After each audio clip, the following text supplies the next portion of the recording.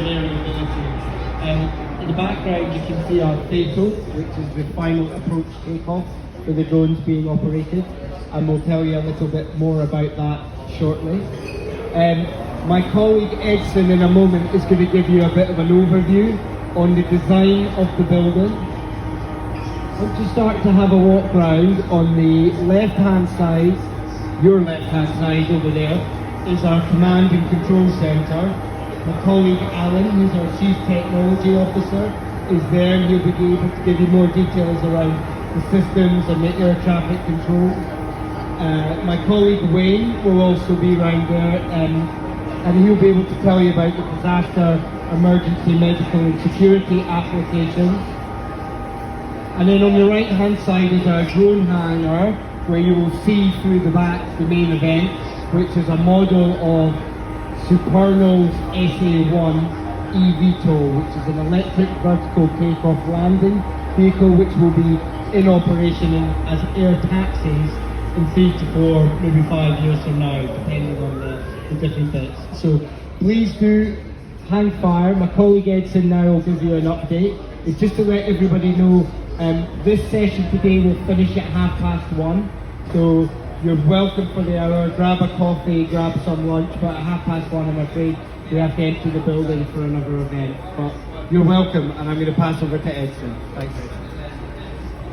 Hi everybody, my name is Edson. I work with Urban Airport as an architect. So I draw the beams, doors and floors here. But I would like to explain it to you what we are trying to achieve, so that when you walk around you will understand better.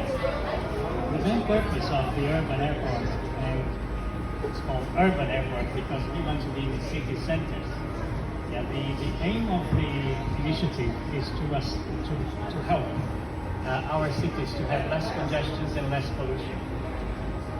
So if we were to have a normal airport where aircraft land, say here, and we need to be there far away for safety, that wouldn't work in city centers because of land take. So, and if we have it on the outskirts, it wouldn't help with our aim to help the cities.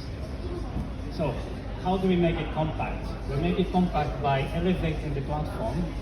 The aircraft would land on the top, so we are protected here. When the engines are switched off, then the aircraft with people descend here, and then they arrive through that door. And us, we want to board the next flight, so we just go there for security, get into the aircraft and go on. So that's the whole purpose of the platform, and allows us to be so close to it and safe. And because we are close, we are compact. And because we are compact, we are 1 minute from the train station and we are 2 minutes from the city center.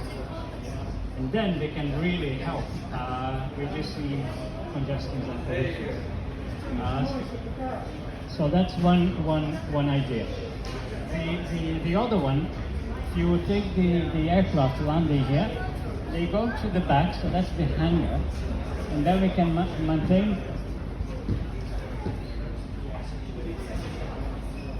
louder. Okay, I'll try to speak louder. Is it better? Okay, I apologize. My voice is so bad actually. So we take the aircraft to the hangar and we maintain and we charge the batteries.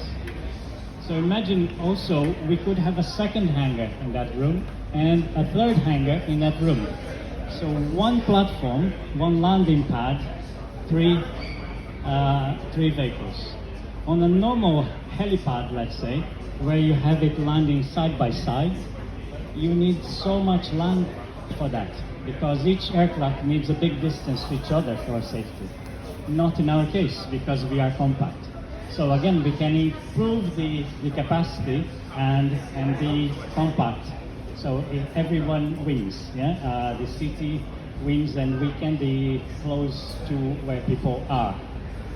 The other aspect is because we are so tiny, this is the smallest airport in the world, right?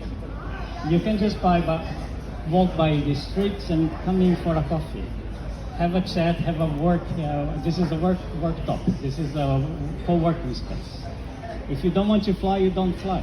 Yeah, so this is our, let's say, local community group. So everyone is winning, everyone is part of that. So the blending of public realm to infrastructure attracts me quite a lot as an architect and looking on urban aspects too. So this is what we do for public, for passengers.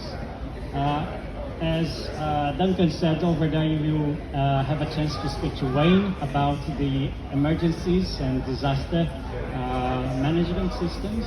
So this could be, if we make it more compact, smaller version, we can deploy to areas where airports and roads are compromised because of disasters. So that can be done over there. And here, the other aspect would be goods delivery via drones.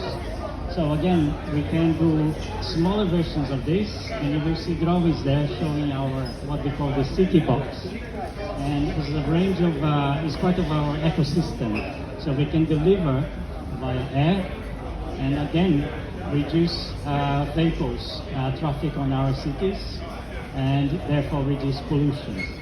And remember, pollution is not just CO2.